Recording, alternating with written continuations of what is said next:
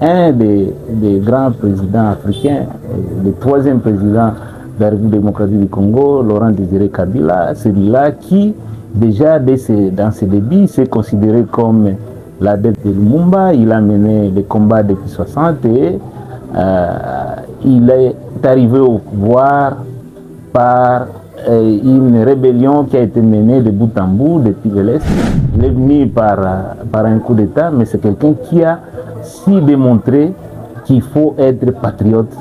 Et c'est lui qui a le premier à dire non aux Rwandais. Et pourtant, ce sont les Rwandais qui l'ont amené, qui l'ont accompagné jusqu'ici. Mais parce qu'il avait l'amour du pays, parce qu'il se battait pour le patriotisme, il a résisté à l'impérialisme, il a résisté à l'agression rwandaise. Ce que je garde de ce grand homme, c'est lui, ce qui nous a laissé, qui est devenu presque l'hymne des patriotes, c'est-à-dire de ne jamais trahir le pays. Parce que ce pays, notre pays, s'il est là où il est, c'est parce que, certes, nous subissons l'agression, mais aussi il y a certains, des brebis galaises, des brebis égarés, des Congolais qui se mettent avec les agresseurs pour torpiller, pour attaquer, pour endeuiller le pays. Donc, bonjour à tous, fidèles amis téléspectateurs, très chers internautes. J'espère que vous allez bien. Ici avec vous, Maurice Mouchid, comme vous avez toujours l'habitude de dire, les prochains grands managers. Aujourd'hui, j'ai le réel plaisir de recevoir un des grands professeurs de mon pays, la République démocratique du Congo. Je cite le professeur Nico Omeunga. Avec lui, nous allons parler du 16 janvier, une date qui ne cesse de faire couler beaucoup d'encre. Une date aujourd'hui, on peut se dire, est-ce que le 16 janvier, ils allaient toujours considéré Namitu Yaba Congolais? En tant qu'un vrai patriote, en tant que moi, na Congo ya solo, tout le monde doit réflexion et à Oazali, professeur des universités. Je crois nous allons passer de très bons moments ensemble. Déjà, Nazo Senganabino, ceux qui vous s'abonnent à la chaîne OET et à Nico Omeunga officiel, je vous prie vraiment la famille de pouvoir vous abonner parce que à la Rabino ba actualité nyonso oyo et les kanaka sur internet et ça pour autant perdre le temps. Comme je venais de le dire, j'ai le réel plaisir de recevoir le professeur Nico Omeunga à qui j'ai dit bonjour professeur. Bonjour monsieur le journaliste. Comment vous allez déjà professeur? Oui, ça va bien en dépit de la basse communauté. Déjà un petit mot na bateau non sur Landayo na Nico Omeunga officiel. Pour moi, un réel plaisir, encore une fois, de communier avec mon peuple et particulièrement à ceux qui régulièrement suivent mes émissions, mes posts dans ma chaîne Professeur Nico Omeunga officiel. Donc, comme nous tendons vers la fin de l'année et nous débutons l'année nouvelle, j'ai tenu à communier avec les téléspectateurs de ma chaîne de télévision.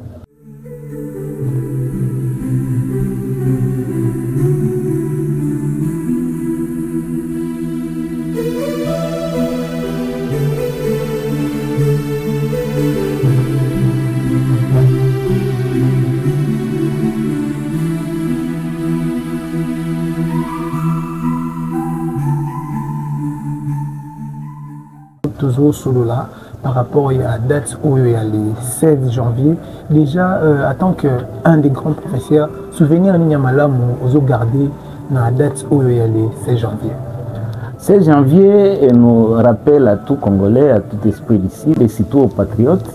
C'est la date qui est un des grands présidents africains, le troisième président de la République démocratique du Congo, Laurent Désiré Kabila, celui-là qui, déjà dans ses débuts, s'est considéré comme l'adepte de Lumumba. Il a mené les combats depuis 60 et il est arrivé au pouvoir par une rébellion qui a été menée de bout en bout depuis l'Est.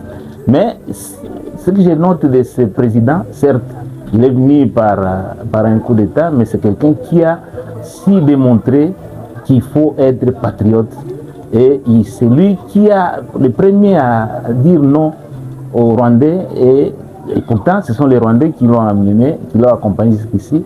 Mais parce qu'il avait l'amour du pays, parce qu'il se battait pour le patriotisme, il a résisté à l'impérialisme, il a résisté à l'agression rwandaise et malheureusement, ce jour-là, c'était vraiment un jour qui reste mémorable dans la mémoire des Congolais parce que c'était un jour trouble où on a appris par les voix des ondes qui venaient d'être fauchés, qui venaient d'être tués. C'est pour la première fois que nous avons eu dans notre pays un président, troisième président, qui a été lâchement assassiné. Ce jour-là nous rappelle cette mort atroce de Laurent Désiré Kabila, le troisième président de notre pays. Professeur, déjà, si on peut parler du souvenir, quel souvenir gardez-vous de cette date qui ne cesse de marquer l'esprit des différents Congolais? Ce que je garde de ce grand homme, c'est lui, ce qui nous a laissé, qui est devenu presque l'hymne des patriotes, c'est-à-dire de ne jamais trahir le pays. Parce que ce pays, notre pays, s'il est là où il est, c'est parce que, certes, nous subissons l'agression, mais aussi il y a certains, des brebis galaises, des brebis égarées, des Congolais, qui se mettent avec les agresseurs pour torpiller, pour attaquer, pour endeuiller le pays. Donc, lui nous a laissé que de ne jamais trahir le pays, quelles que soient les circonstances, quels que soient les avantages qu'on peut nous proposer. Il faut toujours résister à la tentation d'être un collabo, d'être un traître, d'être celui qui trahit sa patrie. Donc, ce que je garde de cet homme, c'est le patriotisme au sens noble du terme. Lui, il est prêt, il est allé jusqu'à sacrifier sa vie pour défendre ce pays au nom du patriotisme parce qu'il l'incarnait véritablement. Et c'est ça l'héritage qui nous a légué. Vous venez de dire la phrase que M. Laurent Désiré Kabila nous a laissé de ne jamais trahir le Congo. En voyant la classe politique, ou soit en regardant comment est-ce que l'homme politique congolais se comporte, est-ce qu'on peut se dire que cette phrase-là est mise en application, de ne jamais trahir le Congo? Mise en application, j'en doute. Parce que si aujourd'hui nous parlons de l'agression, mais ceux qui nous agressent, certes, on voit, ce sont les Rwandais, mais parmi les gens qui nous agressent, il y a certains des Congolais qui sont dans les rangs des agresseurs. Donc, le fait de se mettre du côté de l'agresseur, c'est une façon de remettre en cause l'héritage de Laurent Désiré Kabila, celui de ne jamais trahir le pays, quelles que soient les difficultés, quels que soient les problèmes, quelles que soient les oppositions, la résistance, tout ce qui peut nous opposer, on ne peut pas jusqu'à tirer sur sa main patrie, jusqu'à prendre les armes pour endeuiller, pour tuer ses propres compatriotes, ses propres frères et sœurs. Et ça, c'est pour dire que c'est vrai, il y a des Congolais comme nous qui essaient de mettre en œuvre et en application cet héritage de Laurent Désiré Kabila, mais il y a d'autres qui préfèrent aller se mettre du côté de l'agresseur pour des raisons de positionnement politique, pour des raisons des avantages pécuniaires. Et ça, donc, je crois, Laurent Désiré Kabila, là où il se trouve dans sa tombe, il est en train de se remuer, parce que parmi les traîtres, il y a ceux qui se disaient, du vivant de Kabila, se disaient kabilistes, mais qui aujourd'hui, face à des avantages de l'agresseur, ils ont préféré se mettre du côté de l'agresseur et tuer la mère patrie. Donc, ce qui nous a légué, c'est vrai, il y a des Congolais qui appliquent ça, mais d'autres préfèrent se mettre du côté de l'agresseur.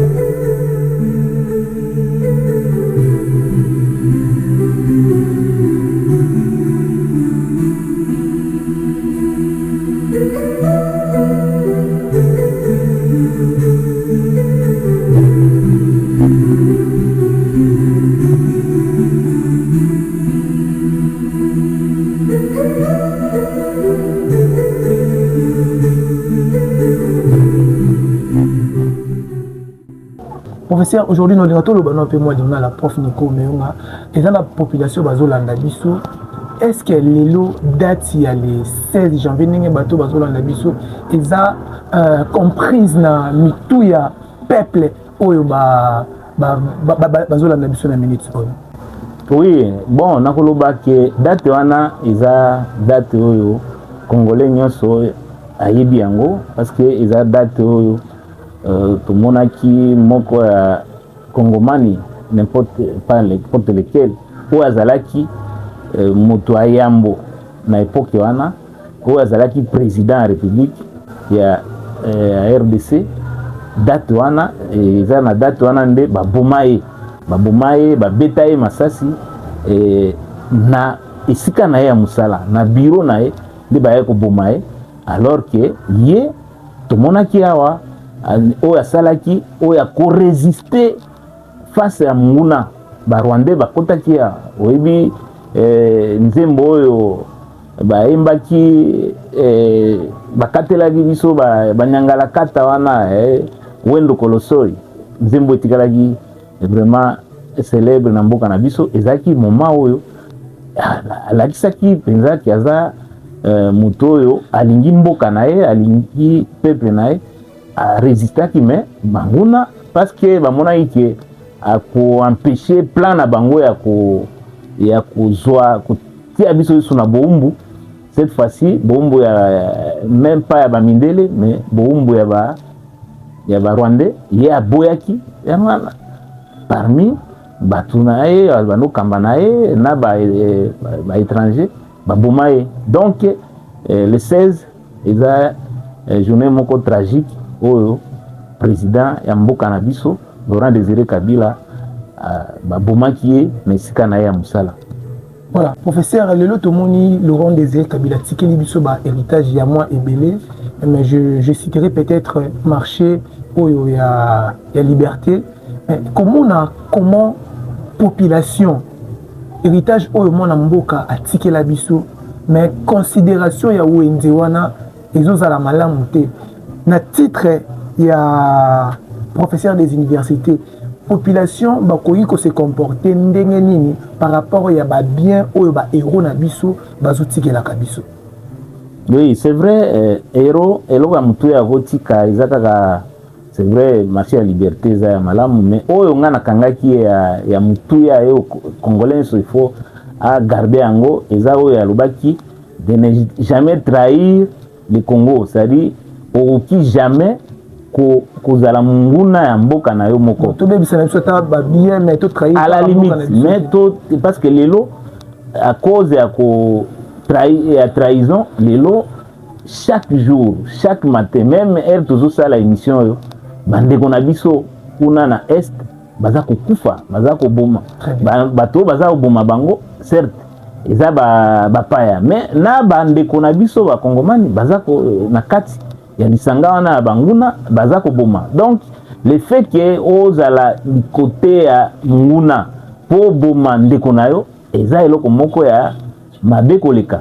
Donc eloko na kosenga na bakongomani eke kolinga mboka eza eloko moko ya mutu, eza eloko moko te ya mutuya oyo kongomani akuki ko garder ke bolingo ya mboka, l'amour de la patrie et patriotisme ndenge moko bana koloba yango wana. Mais aussi il faut koyeba ko batela biloko oyo mbula matari ya kosala ba marché, il faut ko batela parce que soki tozo batela yango te tokotonga ba marché ya ndenge na ndenge, tokotonga ba immeuble ya ndenge na ndenge, tokoboma yango na mokolo moko parce que toyebi ko batela yango. Il faut koyeba ko batela.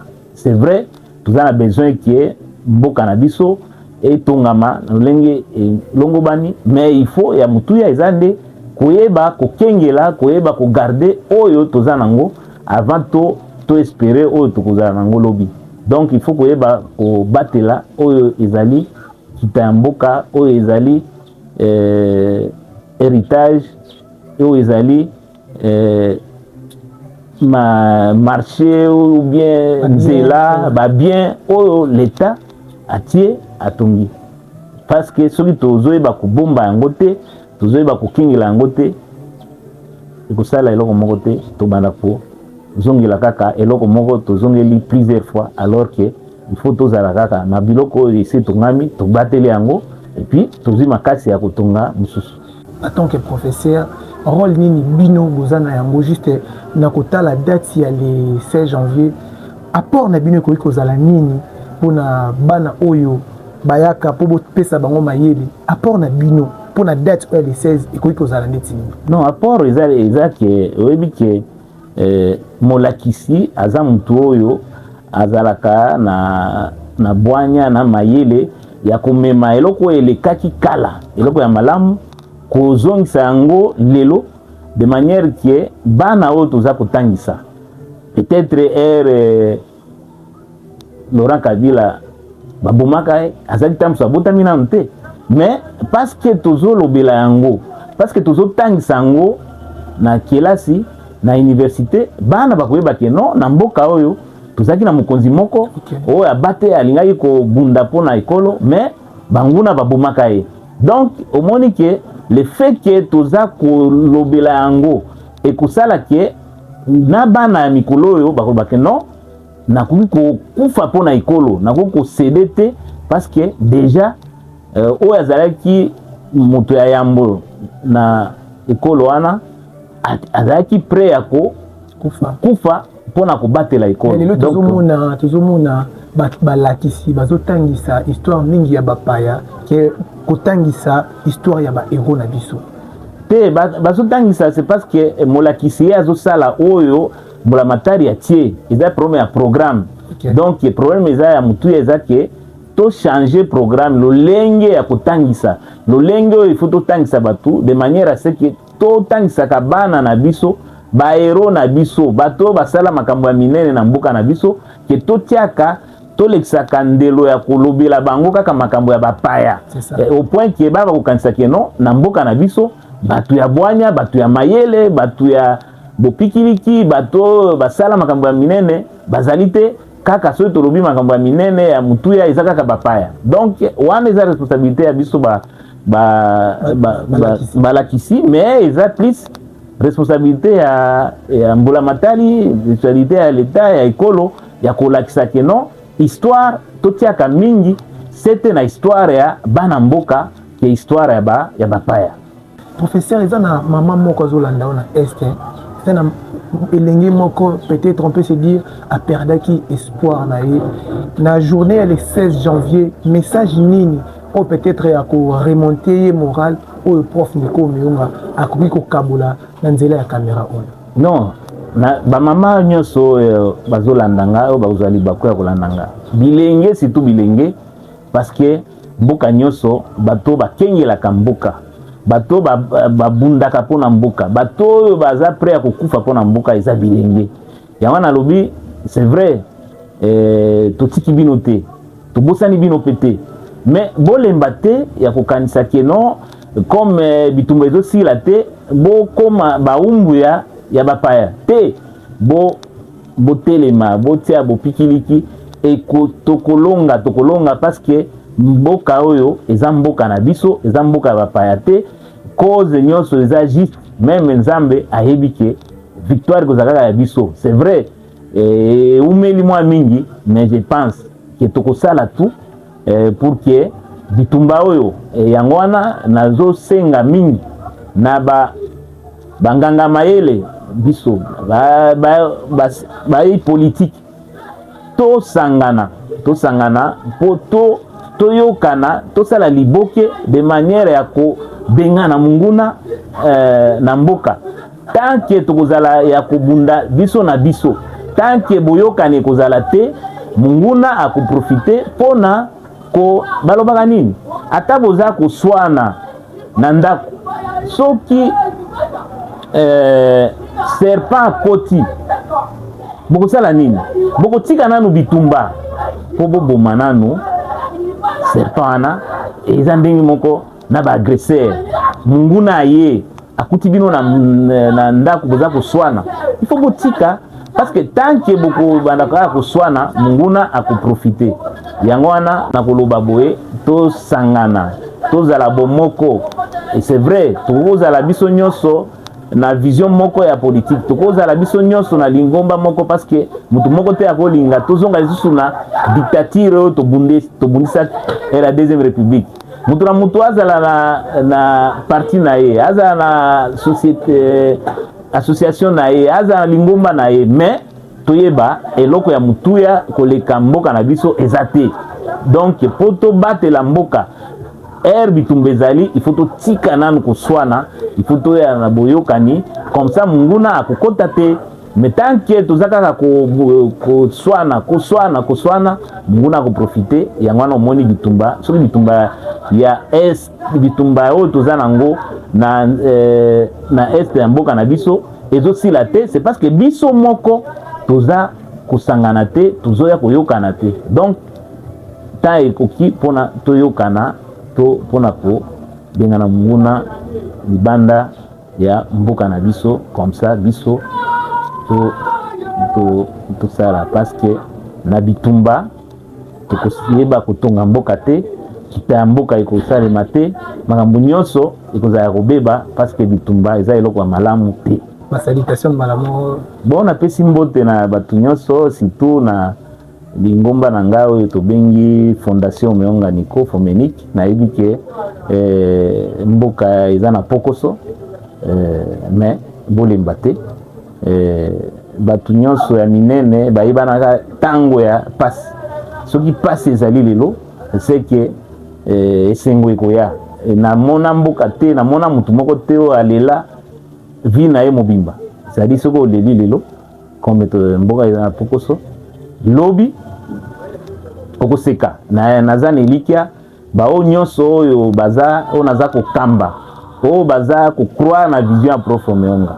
Bolemba ngate, bolemba vision na ngate, tokokende tina suka de manière que moko na moko ayeba tina o ayaki pembene ya Prof Meonga, tina nini ayayi pona kotombola Fondation Meonga Nico. Eza certes likanisi ya Prof Meonga, mais lilo Fondation Meonga Nico eza eloko ya Prof Meonga te, eza eloko ya batu nyonso, parce que Fomenique eza kaka na Kinshasa te. Fomenique lelo eza partout à travers le pays, et même bana mboka oyo baza na mboka bapaya baza kosenga, baza kolobela Fomenique. Donc Fomenique lelo eza eloko ya mutuya, eloko oyo bana mboka il faut boya tosangana boya po tozosala kaka pona Prof Meonga te, mais tozosala pona mboka. Donc soki tokomi ebele tokoma na makasi, soki tokomi na makasi tokosala makambo ya minene oyo kokamwisa mokili mobimba. Voilà, merci beaucoup Prof Nico Meonga ndenge okotisi biso lisusu na opesi biso opportunité ya kopoze mwa bamituna ya mike na date oyo ya le 16 janvier. Donc je tiens à dire d'abord c'est grand merci na bato nyonso balandaka biso. Là je vois maman Belvie Kandi, la poutine de l'écriture, beaucoup d'amour pour vous maman, et puis je salue ma maman chérie Kabibi Espérance, bino nyonso bolingaka tonton Maurice. Donc bon retrouver tonton Maurice na Nico Meonga officiel, une nouvelle chaîne en ligne. Beaucoup de analyse politique, culturelle. Je crois prof Torosola peu Mkolezali Bamarabu Eza, ils ont cadré la culture Yambo Canabiso. Donc beaucoup de analyse nuance dans cette grande chaîne. Voilà pourquoi je vous prie de vous abonner, parce que ceux qui vont s'abonner, ils vont permettre à Biso Toya Katoloba. Beaucoup vont poser des questions à Bino. À chaque fois, le professeur Nico Meonga sera disponible à Kozalawana pour répondre à la préoccupation à Bino. Dans mon côté, dans l'émission à l'élo, j'étais assisté par l'assistant Didier Mazo. Merci pour ce cadrage, dans le montage, et puis, grand merci à l'équipe Nyonso et à Nico Meonga officiel. Donc, tout continuer à Kobunda pour la initiative, je pense, dans Ngolu Nzambe. Si Jésus-Christ ne revient pas, moi et vous, on se retrouve au prochain numéro. Quant à moi, je vous dis hasta luego, hasta pronto. Merci.